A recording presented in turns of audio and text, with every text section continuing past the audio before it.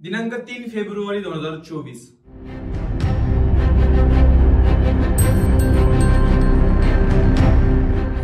लडाखमध्ये हजारोंच्या संख्येने नागरिक रस्त्यावर उतरले होते, आंदोलन करत होते. पण नेमकं यामागे कारणे काय होती, ही 6वी अनुसूची काय आहे, या सगळ्या विषयांवर आज आपण या व्हिडिओमध्ये बोलणार आहोत. आणि अशाच नवीन नवीन विषयांवर आपण आपल्या मराठी भाषेत या चॅनलवर नेहमीच बोलत असतो.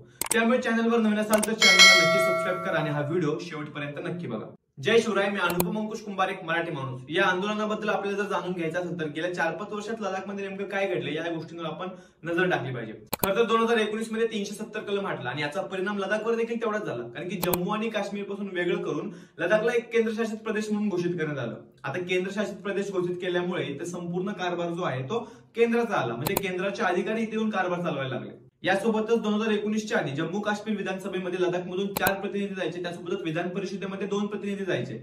आता ते देखील बंद झालं. त्यामुळे लडाखमधून स्वतःचा कोणता प्रतिनिधीच बाहेर येत नव्हता. आणि याच कारणामुळे लडाखमधील नागरिकांना राजकीय दृष्ट्या दुर्लक्षित झाल्यासारखं वाटायला लागलं. आणि हे साहजिकच होतं. आणि याच कारणांमुळे हे आंदोलन सुरू झालं. खरं तर LAB आणि KDA या 2 प्रमुख संघटनांनी हे आंदोलन सुरू केलं. या 2 संघटना लेह आणि कारगिलमध्ये काम करतात. आणि यांच्याच नेतृत्वाखाली 3 तारखेला आंदोलन करण्याचं घोषित करण्यात आलं. आणि अगदी 0 अंशाच्या खाली तापमान असून देखील हजारोंच्या संख्येने नागरिक लडाखच्या रस्त्यांवर उतरले होते आणि आपल्या मागण्या सरकारपुढे सांगत होते. पण नेमकं नागरिकांनी कोणत्या कोणत्या मागण्या केल्या, तर त्यातल्या प्रमुख 4 मागण्या अशा. पहिली मागणी आपल्या सर्वांनाच माहिती आहे, ती म्हणजे लडाखला एक स्वतंत्र राज्याचा दर्जा मिळाला पाहिजे. दुसरी आणि प्रमुख मागणी अशी की राज्यघटनेतील जी 6वी अनुसूची आहे ती लडाखवर लागू करावी.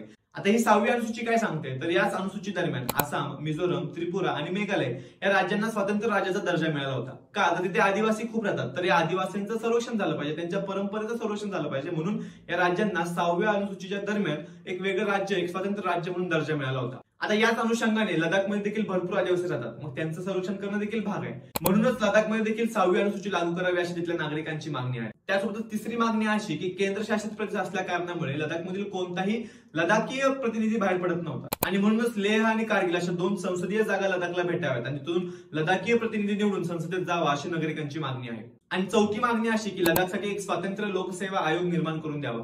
आता स्वतंत्र लोकसेवा आयोग काय करतं, तर राष्ट्रपतींमार्फत प्रधानमंत्रीकडे किंवा भारतीय सरकारकडे या राज्याच्या ज्या काही मागण्या आहेत त्या पोहोचवण्यासाठी लोकसेवा आयोग कार्य करत असतं. मग लडाखसाठी देखील एक स्वतंत्र लोकसेवा आयोग असावा अशी नागरिकांची मागणी आहे.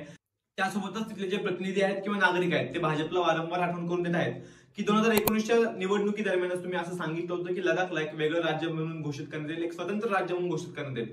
आणि त्याची आठवण करून देत असं देखील म्हणतात की निर्णय खूप चांगला होता, त्यासाठी आम्ही तुमचे आभारी आहोत, पण अजून देखील त्या निर्णयावर अंमलबजावणी झाली नाही. लवकरात लवकर त्या निर्णयावर अंमलबजावणी झाली पाहिजे. तर या सर्व मागण्यांमुळे एवढ्या थंडीत देखील लडाख पेटलेला आहे, लडाखचे नागरिक पेटलेले आहेत, या सगळ्या गोष्टी आपल्याला पाहायला भेटून येतात. तर तुम्हाला काय वाटते, लडाखला एक स्वतंत्र राज्याचा दर्जा भेटला पाहिजे का, किंवा आपलं भारताचं सरकार या आंदोलनाकडे दुर्लक्षित करून लडाखला केंद्रशासित प्रदेश म्हणूनच कायम ठेवेल, या सगळ्या गोष्टींवर मला तुमचे मत कमेंट्समध्ये नक्कीच कळू द्या. आणि व्हिडिओ शेवटपर्यंत बघितला त्यासाठी मनापासून धन्यवाद. त्यासोबतच चॅनलवर नवीन असाल तर चॅनलला नक्की सबस्क्राईब करा. जय जिजाऊ, जय शिवराय, जय शंभूराजे. धन्यवाद.